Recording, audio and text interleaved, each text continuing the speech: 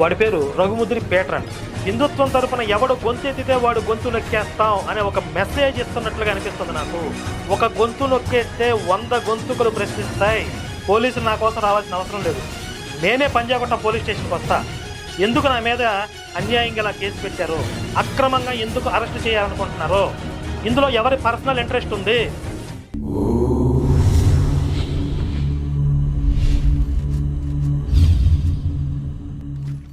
అందరికీ నమస్కారం.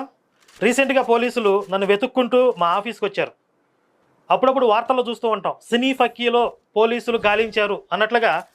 సినీ ఫక్కీలో ఒక బెటాలియన్, ఒక గ్రూపు ఏదో ఒక టెర్రరిస్ట్ కోసం వెతుకుతున్నట్లుగా మా ఆఫీస్కి వచ్చి, ఆ రోజు ఆఫీస్లో ఎవరూ లేకపోవడం వల్ల చాలాసేపు అక్కడ పరిశోధించి ఏమీ దొరక్క అక్కడి నుంచి వెళ్ళిపోయారు.